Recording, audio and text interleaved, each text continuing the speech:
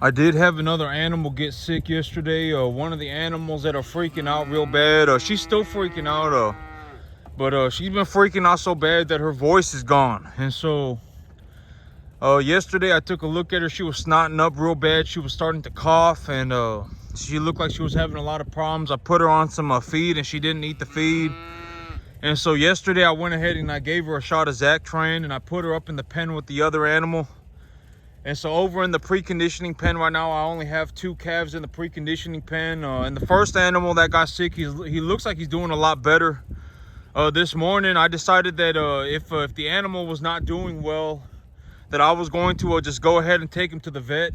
I do have a medication that I can retreat the animal with, but I only retreat the animal if it's like a worst case scenario, like on Sunday and Monday the vet is closed. On Sunday and Monday the vet is closed, and so if I have an animal that looks like they are deathly sick, I've treated them and they are looking like they are deathly sick, and I need to retreat them.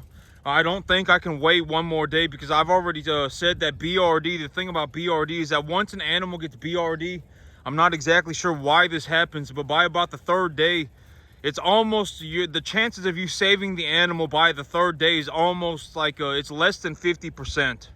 And so you really got to get on it the first day. Well, within the first 12 hours is optimal. And so if you go to sleep and the animals look okay, but you get up in the morning and you go and check all of your animals and one of your animals will look sick, you need to treat the animal right then. I don't know exactly what causes BRD to do that so rapidly, but it does. And by the 2nd, 3rd day, by the 4th day, the animal could already be dead. 4th or 5th day, the animal could already be dead. And so yesterday, well, I mean, this is a very good example. 2 days ago, I went to sleep, all of my animals looked okay. The next morning I woke up, one of my animals snotting up real bad, coughing, not eating anything. And so I gave her a shot of Zactran right then, right within 12 hours. She was probably sick for a few hours, and maybe there was an incubation period for the BRD, but when I woke up the next morning, she was sick, and so I immediately penned her up and gave her a shot of Zactran. But that is the thing about BRD, is that if you miss it by even 2 days, your chances of saving the animal have drastically been reduced. Drastically. I mean, by the 3rd day, they could be borderline dead. 4th day, they could die. 5th day, they could die. And so BRD is very, very, very serious. And that is also why I vaccinate my animals to be, I vaccinate my animals for BRD, BVD, and Mannheimia hemolytica. I vaccinate them for all 3, and blackleg and tetanus, because there's a lot of metal. These animals, they'll walk around and they'll rub their heads on the hay rings, and they'll rub their they'll rub their head on the barns. They can end up getting tetanus. When I castrate them, they could get tetanus from the castration. Blackleg is also very contagious. It's a bacteria that is found in the soil. And so, the vaccination is very important. I always say, if you're going to take advice, take advice from somebody who knows what they're doing, right? Don't go and take advice from Billy Joe Bob across the street, right? Because Billy Joe Bob may just have as little idea of what's going on as you. Or, it may be even worse. He may think he has an idea of what's going on, but he's completely incorrect, going 180 degrees in the wrong direction, right? I mean, you don't want to, when it comes down to it, the people who made it are going to know what it takes to make it, right? And I'm not just saying this to sound arrogant, but if you go outside right now and take a look around, you're not really ever going to find a 10-acre farm that is as productive as this right here. If you take a look at my animals, I had them penned up overnight.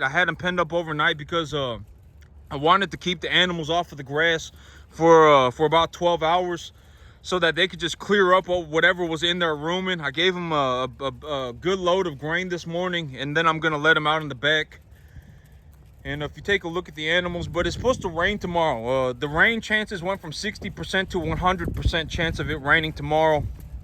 And so it's going to rain tomorrow. And if it rains tomorrow, and I got a chance of it raining tonight and on Friday, if it rains like that, I may not be able to pull my trailer back here on Saturday to take my animals to market. And so these animals may be here for one more week, but it does not really matter to me, right? Because I've always said, whether I have 30 animals, whether I have 40 animals, whether I have 50 animals, 60 animals, 70 animals, I can feed them all just straight on grass, right? I have so much grass on my field that it does not matter, right? I mean, I could legitimately feed these animals. I could feed 70 animals to obesity.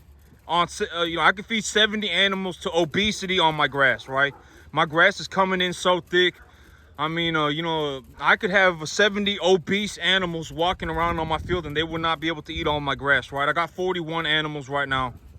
But yesterday I was taking a better look at my finances and I realized I keep forgetting this one account, but I actually have about 43,000 in debt. I have about 43,000 in debt right now, and I have 41 cattle, and so, well, even on a low estimate, if I low estimate my, if I lowball my cattle and say I'm gonna get $1,500 an animal, I'm still gonna pull a net profit of about 20 grand, right? And so, and the year's not even close to being over. And so I think that, a lot of the things that I say, I think that what it is that, I don't mean to come off as arrogant. I'm just looking to be as honest as I can, okay? I'm not looking to come off as arrogant. I'm just looking to be as sincere, not even honest. I'm looking to be as sincere as I can, right? But a lot of times when it comes to life, you're going to have to learn to think for yourself. You're going to have to learn to think for yourself. And you're going to also have to learn to take your own counsel, right? Think about the things that you're thinking about. And if you believe that you are objectively going in the right direction, it does not matter what anybody else says, right? That is one of the big things about life. I'm not, but it is one of those things, right? Like if I'm sitting here making $75,000 a year on my 10-acre backyard, right? And I got somebody who is looking to give me advice and they suck. They just completely suck, right? I mean, they are losing money. I mean, there are a lot of, I can go driving around for like 100 hours and legitimately 90% of people would be barely making it or losing money. Maybe 95%. I could go across, the corner. I could go around the corner. I could take a look off into the distance as I'm driving. Take a look at the fields. Take a look at this person's field. Take a look at that person's field. Take a look at fields all over the place. Go to a city that I've never gone before. Go to a town that it'll be my first time ever going there. Take a look around where I'm going. And 95% of people, maybe even more, may not be making any money or losing money, right? Honestly, let's just take it in account for the amount of money, right? Because over here, I probably end up making like with my income tax benefits, without my income tax benefits and all that, I'm on the low estimate. I will make like 50,000 a year, 50,000 net profit cash, right? And in all honesty, I'll probably end up doing more. I'll probably end up doing more when I take a look at what's going on right now. My grass is still so thick. I still have so much grass on my field. I'm probably going to raise my animal density to 50.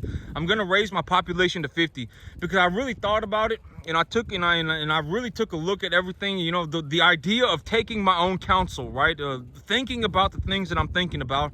If I raise the population of my herd to 50, from 40 to 50, I would still have so much grass on my field that they would not be able to eat it. I vaccinate the animals and I precondition them correctly. I won't really have any issues with them, right? And so I may as well just make the extra $10,000 a year, right? I thought about what I was thinking about and it came out to be the right. Objectively, that is what is going on, right? And so I likely raise the herd density of my animals from 40 to 50. And when these animals are in the back of the field, like when I wake up in the morning, sometimes I can't even see my cattle. That is how large a 10-acre field is. Like a lot of people, they don't have a capacity. They don't have an idea. They don't have an idea for how large 10 acres is, right? They don't have an idea for it. If my animals are in the back in the morning, when I wake up, I can't even see them. I don't even know where my cattle went. That is how large 10.5 acres is, right? And I have 40 animals. I have 40 animals and I can't even see them. And so, I'm raising my herd density from 40 to 50. I'm doing very well for myself, but this is also one of those things, I figured that this was something good to talk about right now, because when I take a look at what's going on, I'm just about to turn the last corner of the race, right? I'm just about to turn the last corner. I'm doing very well for myself. I'm about to make a ballistic amount of money. My cattle look very good. I'm about to make a lot of money, I don't even know how much, but it's about to be a lot. Like, I'm about to start cashing in checks every single month, right? Every single month I'm gonna be cashing in 2 checks, right? And so I'm about to make a lot of money, and so I figured right now it would be a good opportunity to talk about this. But I always say, and it makes me sound like a dick, but you got to understand that I 100% mean what I say, right? I 100% mean what I say. People cannot be saved. If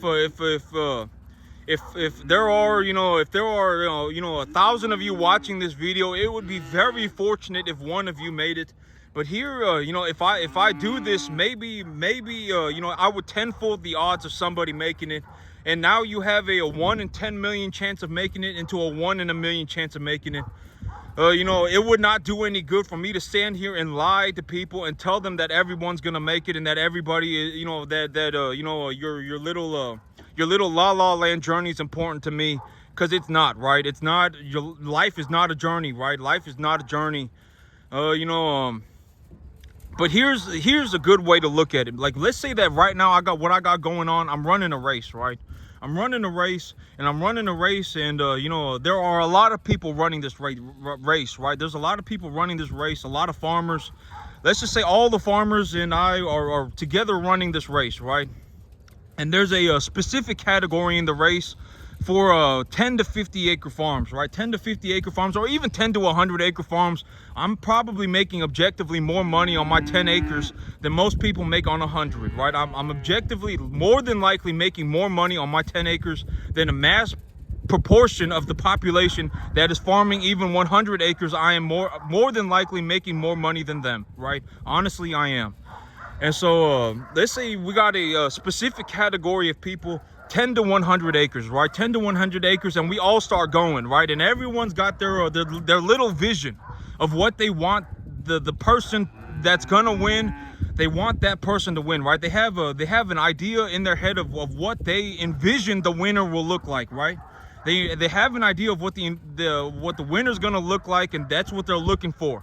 And then all of a sudden the race starts, and they see me, right? They see me and they go, oh, well, whatever, this guy is, right? I'm just going to stand here and I'm going to hold on to my little la la land dream, right? I'm going to hold on to my dream, and whatever it may be, I'm just going to hold on to it. And I hope that this envisionment comes true, right? And as the race progresses, they see me just hauling tail, right? They see me just splitting my chops open, hauling tail, running laps around people, right? And it's like, oh my God. And then it's at the very end, right? They see me turn that last corner. Everyone, people are only 10% done with the race, 20% done with the race. And here I come around the corner, hauling tail, about to cross the finish line for my last lap. And then at that very moment, when they see me turn that corner, this is a very good way to put it. There are going to be a certain segment of people, right? You're going to have the people that are upset, right? Oh my God, I can't believe it's this guy winning, right? Why is he winning? Why is he, running laps around everybody, right? Why is he doing so freaking good on this race? And then you're going to have the people that just, they just came to observe, right? They just came to observe.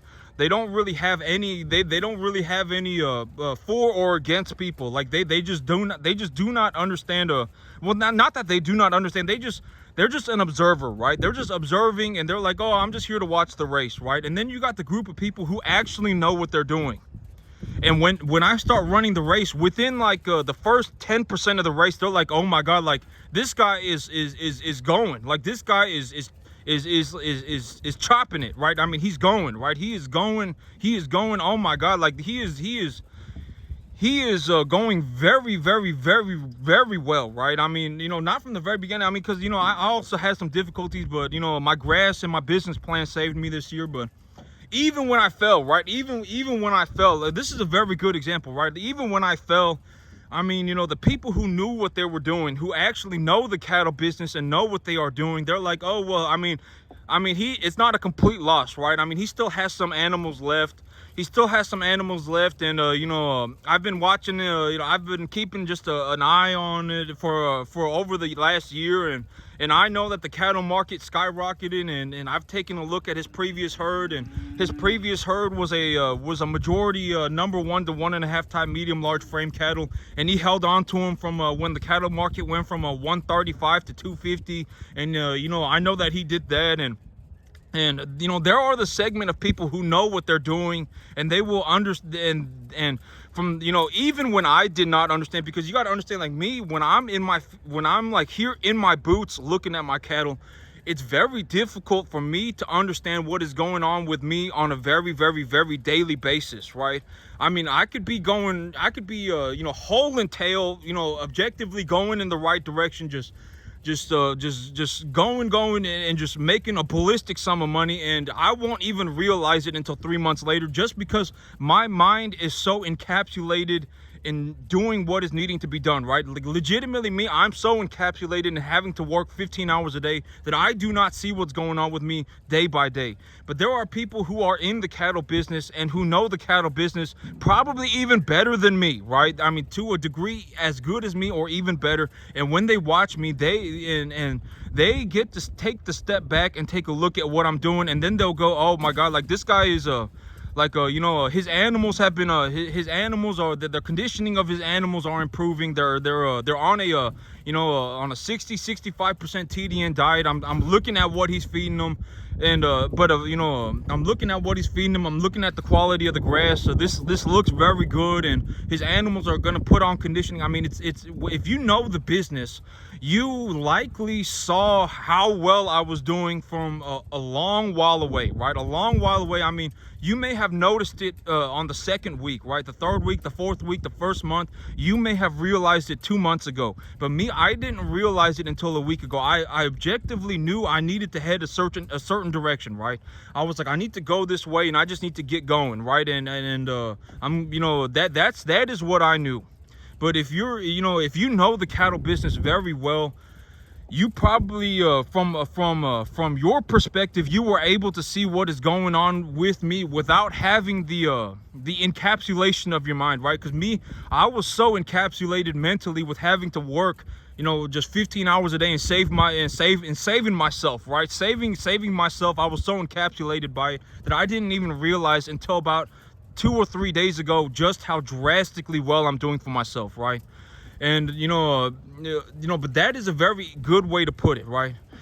Imagine that this is a race, and this is a certain segment of a race called and it's 10 to 100 acre farms, and in a certain portion of the population's mind, a certain portion of the people that are watching, they got a little dream going on in their head, right? They got La La Land going on in their head, right? And they're going, oh, well, this is what I envision the winner's gonna look like, right? They have their bias. That is called your bias, right? You have a vision of what your winner's gonna look like, right? And the race starts, boom. A first lap, I'm already starting to just pull way ahead of everybody, right? First lap, I've already said, the only other person that I see potentially doing anywhere near as good as me is doing about 10%, right? They're accomplishing about maybe 5%, 10% of what I'm accomplishing, and and I'm just starting to run laps around people. I'm starting to just book it, right? And you're like, oh my God, well, maybe he's gonna burn himself out, right? Maybe he's just gonna go way too hard too early, and then he's gonna burn himself out.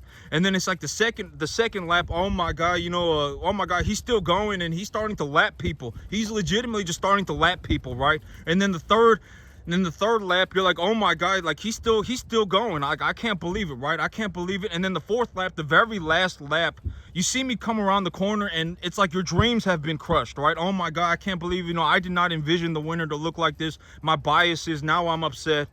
And then there is that portion of the population. There's the portion of the population that is just watching, right? They are just watching. And that is what they want to do, right? They're just here to watch. They don't really care who wins. They don't have any. They honestly do not care who wins, right? They're just here to watch, right? And then you got the portion of the population that actually knows what they're doing. and the portion of the population that actually knows what they're doing realized how well I'm doing for myself a long time ago, right? Because me, when I'm running the race, that's the thing. It's like me, when I'm off to the races, I don't understand what's happening every step of the way, right? I just know that, you know, this is the direction objectively that I need to go, right? I need to put my animals on a 60-65% TDN diet. When I look at my grass, I believe it is at this stage of development, and over the next month it's going to be at this stage of development, and the commodity market is sitting at this level. And you know, if I put the animals on this diet at this weight, you know, this much protein, then they will, you know, from the information, the data that I've collected and also verified on the internet, that they will put on conditioning. And when I mean by put on conditioning is that they need to put on over 2.5, about 3 pounds a day, right? I mean, stuff like that. I will objectively know which way I need to go, but I will not, you know, and I understand, like, when I drive around, but I've also said that being the best farmer that I know objectively is not, it's like being the prettiest girl in town, right? I mean, the next town is 10 minutes down the road. Maybe but, you know, realistically, right, I mean, the only thing that I've been looking to do is become a farmer for the last 15 years of my life. You know, 24 hours a day, I'm a farmer. You know, if I could see somebody, if somebody was this objectively this good at farming, I would have seen at least one person by now, right? I would have seen one person by now. And what I mean by objectively, it's like, let's take parameters, for example, like me, you know, if I raise my animal density from 4,000 to 5, from 40 to 50 animals an acre, or excuse me, not from 40 to 50 animals an acre, 40 to 50 animals on my field, right? I'm gonna go to 50, and if I go to 50, let's say I grow about 5,000 pounds. You know, I said the low estimate is 3,500, so let's just give it a conservative estimate. I grow 5,000 pounds of beef per acre, right? I grow 5,000 pounds of beef per acre a year, and I do it for about 500, 550, maybe $700 a month, right? I do it for $700 a month. If somebody legitimately could show me objectively, right? Because I mean, I show y'all, it does not matter what your opinion is. If you look at this, it just is what it is, right? I mean, you know, I'm not like photoshopping, I'm not like making this stuff up every day, right? I mean, you can run the numbers for yourself and see how they turn out, right? And I mean, you can just do it and verify everything yourself. This is all objective information. If you check the information yourself, it would be true as well, right? And that's what I mean by objective information. It's true across the greater plane of reality. I mean, it does not matter. This is not subjective, right? And so, you know, for about $700 a month, I grow enough hay to, you know, for $700 a month, I grow enough grass hay to feed 75 animals to obesity, right? And, you know, I mean, you can check all of this stuff for yourself. And, I'm doing very, very, very well for myself, right? I'm doing very well for myself. My animals are ready to go to market here in about a week. I'm already on the last leg of the race, and I am still just chugging along. I'm still booking it. I don't feel any different, right? I don't feel any different. I feel like I just started the race. I mean, you know, I'm still booking it, right? I mean, I'm not slowing down. I don't feel any, you know, whatever, right? I'm still booking it. And so, these are the animals that are ready for the market right here. But you can tell, but this, you know, I had one of my bigger animals bloating, the number 32 right here. She was bloating, and so that was one of the big reasons why I kept them off the grass overnight. But you can tell these animals, like this is another one right here that's going to the market pretty soon. She's pretty smooth. You can hardly see her back hip bone. You can barely see it. She's obviously fat, right? I mean, she's not skinny. And I'm taking these animals to market, and you know, but realistically, like, let's say you want to be a farmer, right? If you want to be a farmer, I don't mean to sound like a horrible person, right? I'm just being as sincere as I can. You're not gonna make it. I mean, most people are just not gonna make it. If I tenfolded the odds of somebody making it to this level, I mean, it would go from like 1 in 10 million to 1 in a million, right? I mean, it still would not be good, right? And if all honesty, if I found somebody who was this good at farming, even one person throughout my entire life, I would remember, right? Because for the last 15 years of my life, the only thing that I've ever looked to be was a farmer, right? And so if I found somebody this good at farming at any point through my life over the last 15 years, I would remember them, right? I honestly would. I would honestly remember them, and I would go, oh man, like this person, you know, I remember this one person is extremely good at farming, right? A world-class farmer, right? I would remember. And I'm not saying that to sound like an arrogant person. I'm just giving my perspective. If you find somebody who's running, even though I probably, you know, I more than likely make more money, objectively, more money on my 10-acre field than like 90% of people do on a 100-acre field. Objectively, right? If we were just going to talk about straight numbers, because I say money's not subjective, right? Money is not up for debate. I objectively make more money on my 10-acre field than like 90% of the population who has 100-acre fields, right? I honestly do. For whatever reason, maybe they got, you know, maybe they bought some super nice tractor, right? Maybe they bought some super nice grain drill, you know, and on top of that, their crop is only doing 20% as good as mine, right? They may have more land, and they may be farming more land, but they are not making anywhere near as much money as me, right? I mean, they're just not. Objectively, they're not. Money's not subjective. It is a number going into my bank account at the end of every month, right? And so if we were to honestly look at this, and it's like, you know, well, I mean, if you want to become as good of a farmer as me, you have to understand that okay, here's a very good way to put it.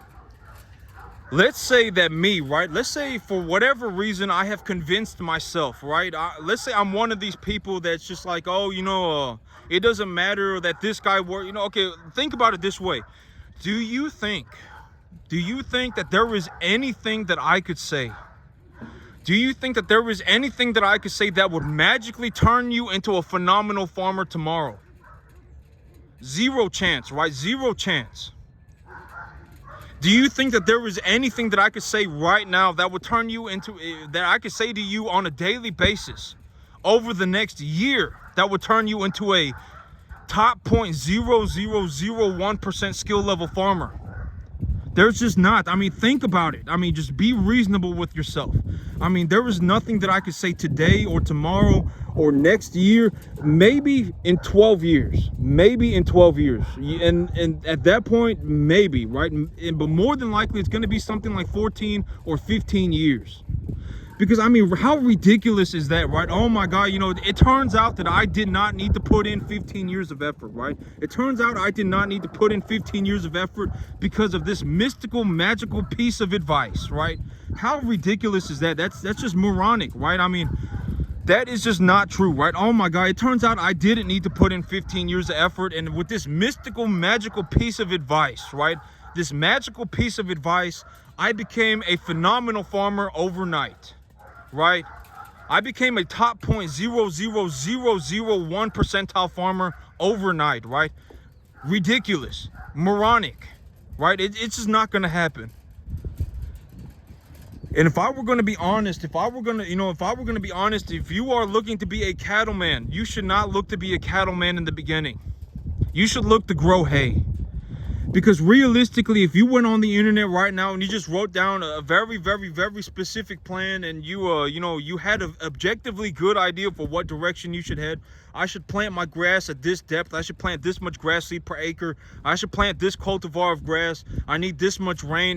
The soil temperature needs to be that. You just wrote it all down and you said, okay, objectively, this is the direction I need to head. Even if I'm 25% incorrect, it does not matter, right? And if you're super scared, you can scoop some soil, you can take a shovel, scoop some soil into a Tupperware container and put different fertilizers in that soil. In each, you can set yourself up 5 Tupperware containers. Get yourself 1 bag of grass seed. 1 bag of grass seed is going to cost you like $10. You just get 1 bag of grass seed, put some grass seed on the Tupperware container soil, and mix in different fertilizer and objectively figure out which one does the best, right? Oh, this one did the best, and this is what I used in this Tupperware container, right? Boom. And now, and if I've said this repeatedly in the past, but if you grow hay, if you grow 10 acres of hay, it would take you about $1,000 to completely just grow a boatload of hay. I mean, you could legitimately tenfold your money in 1 year, right? You could tenfold your money in 1 year and it would cost you $1,000. It would cost you $1,000. You're at risk for practically nothing. You're more at risk of doing nothing than if you don't do it. Because if you grew hay and you were only growing hay, you could legitimately work 10 days out of the year. You could work 10 days out of the year and make like $1,000 a day. Right? I mean, you honestly could, and you were at risk for practically irrelevant sums of money. The $1,000 that it's going to cost you to grow your hay is not going to be very important. At the end of the day, it's not very important. You should focus on making the 10 grand. And so, and if you can learn to grow hay, once you've learned to grow hay at that point, because I've always said I'm not a cattle man. I'm a grass man, right? I sell grass. I do not sell cattle. My grass is what makes me money. And so, realistically, if you are looking to be a cattleman, you should not start with cattle. You should start with grass, because if you start with grass, you are at risk for practically nothing. If you take a look at my numbers, like right now, a lot of people, they don't understand because their mind is in la land, right? They think that their life is going to be a mystical journey. They don't understand that this is legitimately the hardest segment of the cattle business. A lot of people in the cattle business will not touch a stocker calf. A stocker calves is the hardest segment of the cattle industry by a landslide. A lot of people that try and get into this business completely wreck themselves and they go and do something else. Oh, I'm just gonna go and grow soybeans, or oh, I'm just gonna go and grow corn. A lot of people do. A lot of people will not touch a stocker calf with a 10-foot pole, and I'm surrounded by them. A lot of people, they do not understand that this business is almost impossible. When you watch me doing it, it's gonna look easy because I'm very good at it, and I've legitimately spent the last 15 years of my life every single day becoming a farmer, right? It's gonna look easy from that perspective, but when you actually go and look to do it, you are gonna get freaking wrecked. Throw yourself off a bridge. If you don't believe me, try it. And I sincerely hope the best for you. If you go $40,000-$50,000 into debt and then you wreck yourself, you will, and I mean, then that's on you, honestly, right? That's on you. If you legitimately feel like that's, but you got to understand that is a possibility outcome for this, right? Everyone doesn't, almost nobody makes it. And this is what I've been saying throughout the whole video, right? Like, if somebody could get this good at farming, even relatively easily, all it took was 40 hours a week for the next 10 years of my life. That's all it took, right? If they could get to it even relatively easily, when I drove around, constantly going this way, going that way, going over here, going over there, going every which way, zigzagging, right? Go to a sell barn over there, go to a town over there, go to a store over there. I would see one person at least. I would at least see one person that was farming to this level. I would see one person. And that is a very good, that's a very realistic way to put this in perspective for people. I would have seen one person, right? I would have at least seen one person doing this good. But that puts reality into perspective for people. This is almost impossible. There's a reason why I charge a minimum $10,000 a day, right? Minimum $10,000 a day, because at the end of, I would rather just sit on my farm than have to, and make my own money, right? I would rather just sit here and make, because even at $150,000 a year like I'm making right now, it's practically unlimited money, right? I may even do more than 150. I already have unlimited money. I can do whatever I want. A minimum $10,000 a day, right? There's a reason for that. If you want me to go and farm for you, minimum $250,000 a year, minimum, right? Minimum. And so, and I'm not talking about like 100. I'm talking about a 10-acre farm, because it's like, because you got to understand, this took me 14 years, right? Let's say this took me 14 years, and if I charge you $250,000 and you make $75,000 a year, I mean, and you want to learn how to farm, within 4 years you would have recuperated all of that, right? And you would legitimately,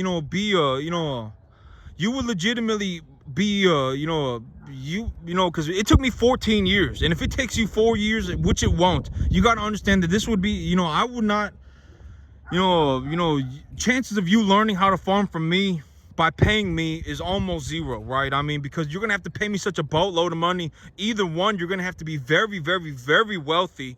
And the only reason you're gonna wanna, pay me is essentially because you wanna put yourself around other rich people, right? Rich people, they do this all the time. They'll give rich people gifts and they'll pay rich people simply to put themselves around rich people. And I've always said that if you do business, it really only takes like 1 to 3 decisions to make yourself exponentially do better financially, right? Like the one decision you make could end up making you $1 million, right? I mean, if you just, from what I have seen, there are 2 major ways to make money. You can either make $1 from 1 million people, or you can make $1 million from one person, right? Those are the 2 biggest ways that I've seen for doing business. And if you find a rich person and you find a way to actually do business with them, and that person that you're doing business with has the capacity to make an unlimited amount of money, right? Like me, I have a capacity to make an unlimited amount of money. I can make as much money as I want. Even at, right now, like on my 10-acre field, when all things are considered, I make like over $150,000 a year, net take-home pay. I mean, I do very well for myself, right? I bring home over like $12,000 a month of net take-home pay. And so, if you go and you find one person that has the capacity to make an unlimited sum of money, and you also have a capacity to make an unlimited sum of money, if you do business together, that would make you very wealthy. Either you find a person that will write you a $1 million check, or you find 1 million people that will write you a $1 check. Those are the 2 major avenues that I have seen in terms of business for making a lot of money. And but you got to understand, we got to put reality into perspective. If this was even relatively easy, if someone could accomplish this by working 40 hours a week for even the next 10 years of their life, I would not be the only person doing this, right? I honestly would not be the only person. I would have seen somebody else by now doing this, right? I run a 10-acre farm. I grow 5,000 pounds of beef or more per year per acre, for about $700 a month. I would see somebody objectively doing this, right? I would have seen it. And when I have seen it, I would have known it, right? I would have known.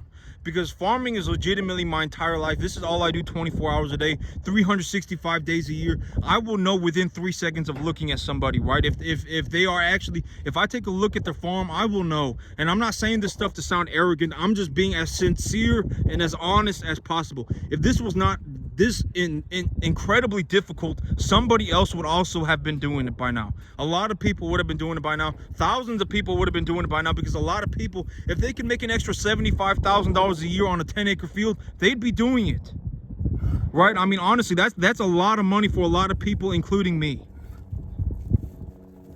I mean, we got to be realistic with ourselves. And, I'm just saying this in a way that it's like, if you do not work very hard for a very long period of time, you will not make it. And if you do not make it, you will struggle into infinity and beyond, right? I mean, that is what I've been saying. And I'm not saying that to sound like a dick.